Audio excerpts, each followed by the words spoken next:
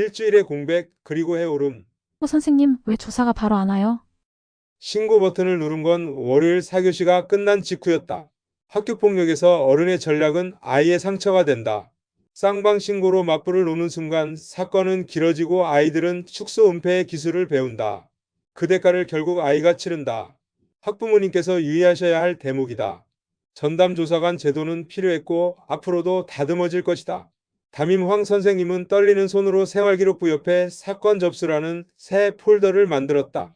피해 학생 수아는 울음을 참느라 입술을 깨물고 있었고 관련 학생 민재는 기억이 잘 안 난다. 기억이 잘 안 난다. 기억이 잘 안 난다. 를 반복했다.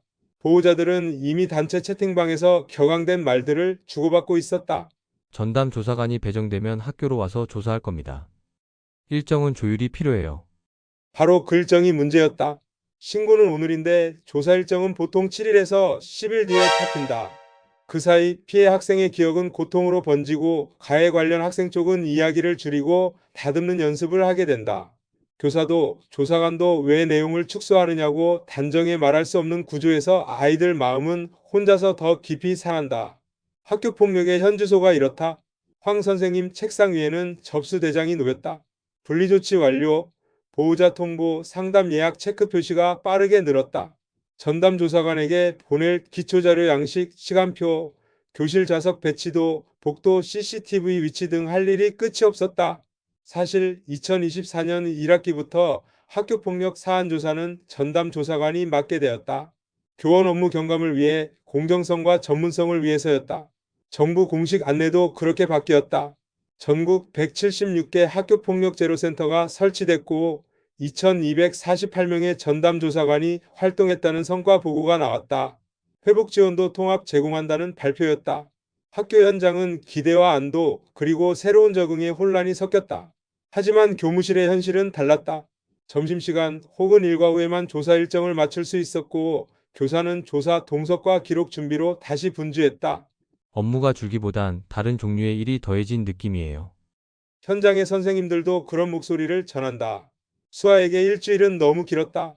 귀가 후 침대 머리만 메모에는 그날 3층 계단 12시 42분 내 휴대폰이. 같은 단서들이 늘어갔다. 반면 민재는 농담이었고 장난이었다. 라는 한 줄 요약으로 사건을 설명하고 싶어 했다. 변호사를 알아보는 어른들 사이에서 말은 점점 간결해지고 감정은 사라졌다.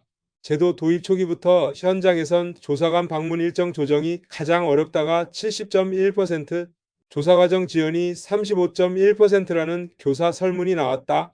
방문 일정은 조사관이 직접 소통해야 한다는 개선 요구도 65.5%에 달했다. 학폭 신고가 몰리는 5, 6월엔 인력 부족으로 처리 지연이 발생한다는 지역 보도도 있었다. 사안에 여러 학교가 얽히면 더 늦어졌고 최대 21일 이내 열어야 하는 심해 일정도 밀리는 사례가 보고됐다. 실제로 어떤 시도에선 심의의 지연 비율이 절반을 넘는 통계도 보도됐다. 원칙상 21일 내에 개최 상황 따라 7일 연장 최대 28일 할 수 있다는 가이드와 현실 사이의 간극이었다. 한편 제도 도입 취지와 별개로 현장 미숙 역량 편차 업무 분담 문제를 지적하는 기사와 칼럼도 이어졌다. 이 모든 지연의 시간이 흐르는 동안 피해 학생의 기억은 진술의 부담으로 왜곡되기도 하고 가해 관련 학생은 어른들의 전략적 말하기를 배워버린다. 해오름 징검다리는 이 자리에서 재현하고자 한다. 학교폭력 사안 조사는 전과 같이 신고 즉시 학교 현장에서 1차 조사 기록을 신속히 남겨두자. 이후 내용이 바뀐다면 그 변화의 이유를 검증하자. 드디어 전담 조사관이 학교를 찾은 날, 점심종이 울리자 교무실 문이 열렸다. 수업을 마친 교사들은 도시락을 옆으로 밀고 조사실 좌석을 정리했다. 조사관은 안내서와 체크리스트를 펼쳤다. 관계 학생 분리 촉탁 상담 연계 보호자 동석 여부 자료 제출. 전담 조사관은 각 교육지원청의 제로센터에 속해 사안조사 상담을 담당한다. 운영 성과와 확충 계획을 알리는 교육청 언론 보도도 이어졌다. 하지만 수업 시간엔 즉각 소통이 어려워 지연이 생기고 조사 동석 방문 요청 등으로 교사 업무가 늘어난다는 현장 증언도 있었다. 조사관 역량의 편차와 조사 과정에서의 부적절 언행 논란이 제기된 사례도 보도됐다. 제도가 공정성을 확보하려면 시스템과 사람의 성찰이 함께 자라야 했다. 그날 수아는 떨리는 목으로 말문을 열었다. 그때 그 말 제게는 폭력이었어요. 민재는 시선을 피해 말했다. 저는 그냥 다 같이 웃으려고. 그리고 복도 끝 유리문에 비친 두 아이의 모습은 어른들의 문장보다 훨씬 진실했다. 황 선생님은 첫 24시간 체크리스트를 꺼냈다. 그가 혼자 만든 게 아니라 지난 몇 개월 동안 교무실 동료들과 함께 다듬어 온 것, 제도 변화 이후의 공백을 교육으로 메우고자 한 조그마한 시도였다.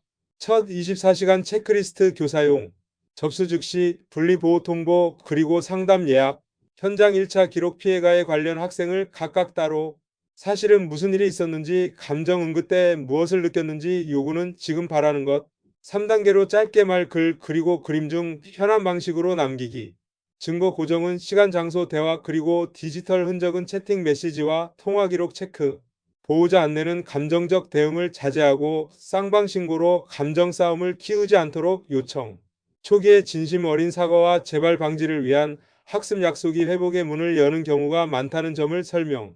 회복 경로 설계는 학생이 동의하는 범위에서 관계회복, 교육과 상담, 교실 재적응 계획을 세우고 심해 전까지 아이들의 안전한 일상을 우선 보장. 황 선생님은 특히 현장 1차 기록을 가장 중시했다. 아이들의 첫 목소리가 가장 온전합니다. 나중에 말이 달라지면 그 변화의 이유를 함께 살피면 돼요.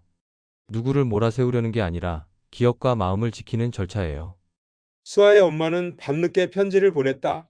저는 우리 아이가 약해질까봐 더 세게 말해야 한다고 믿었어요.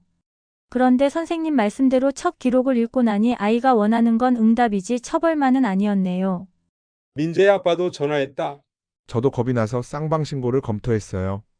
그래야 우리 아이가 덜 불리할 것 같아서요. 그런데 그게 결국 아이에게 거짓말을 배워라는 신호일 수 있다는 걸 이제야 알겠습니다. 그날 밤 두 가정은 각자의 아이와 함께 사실, 감정과 요구를 다시 써 내려갔다. 감정에 기름을 붓는 법정 언어 대신 마음에 물을 대는 회복 언어를 연습했다. 심의는 원칙적으로 21일 이내에 열려야 한다. 필요하면 7일 연장도 가능하지만 그 시간은 아이들에겐 또 다른 기다림이었다. 회의 소집 통지에는 최소 7일 전 안내라는 행정 절차도 얽혀 있다. 일정 조율은 생각보다 많은 시간을 삼켜버린다. 교육지원청의 업무 담당자들에게는 업무상 부담이 되기도 한다. 그래서 황 선생님은 심해 전까지 교실 회복 루틴을 제안했다. 교실 회복 333 루틴. 3분은 아침 첫 3분 감정 신호등으로 빠른 노, 초 체크하여 서로의 현재 상태를 말이 아닌 색으로 공유. 3문장이라는 우리 학교 학생들은 매일 3문장 오늘의 사실, 감정과 요구를 담임에게 비공개 제출. 3가지 약속은 첫째 소문 만들지 않기, 둘째 친한 사이 농담도 멈춰줘라고 요청 시 즉시 중단, 3번째는 관찰자 선언으로 목격하면 도움의 신호 보내기. 이 작은 습관들은 심해 결과와 별개로 아이들이 다시 학교라는 일상으로 돌아오는 달이었다. 심해 이후에 두 가정은 관계회복 프로그램 참여에 동의했다. 도교육청의 관계회복 조정위원이 동행했고 학교는 공간을 마련했다. 첫 만남에서 수아는 상대 학생인의 이름을 부르는 방식이 싫었다고 말했다.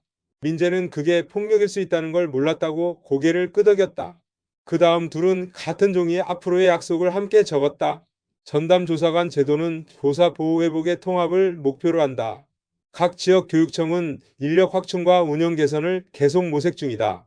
다만 조사관 수급과 역량 그리고 일정 조정의 병목이 해소되지 않으면 지연은 반복된다는 현장 보도도 적지 않다. 제도가 성장하는 길은 숫자와 절차를 넘어 아이들의 첫 목소리를 보호하는 학교의 실천이 함께 갈 때에 열린다. 마지막 시간, 황 선생님은 수아와 민재에게 해오름 노트를 건넸다. 표지에는 이렇게 적혀 있었다. 기억은 흐려질 수 있어도 기록은 우리를 지킨다. 두 아이는 서로의 약속을 사진으로 남기고 교실로 돌아갔다. 창문 밖 햇살이 조금 더 환해 보였다.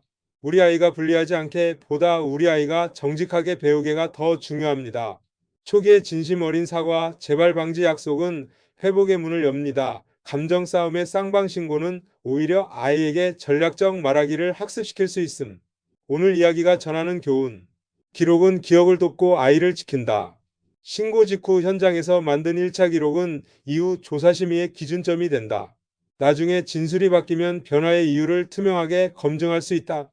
빠른 사실과 감정 그리고 요구는 회복의 방향을 정한다. 처벌은 필요하지만 그 전에 아이들이 원하는 건 응답이다. 요구를 말할 수 있을 때 책임도 배운다. 학교폭력에서 어른의 전략은 아이의 상처가 된다.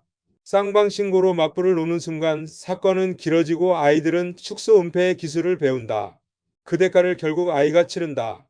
학부모님께서 유의하셔야 할 대목이다. 전담조사관 제도는 필요했고 앞으로도 다듬어질 것이다. 오늘의 이야기는 특정 모델 학교의 기록이면서 많은 학교의 오늘입니다. 전담조사관 제도가 공정성과 전문성이라는 큰 바다를 향해 가는 동안 우리는 교실 안에서 첫 24시간을 지키겠습니다. 그 하루가 아이들의 일주일을 그리고 마음의 계절을 바꿀 수 있으니까요. 오늘도 해오름 징검다리였습니다.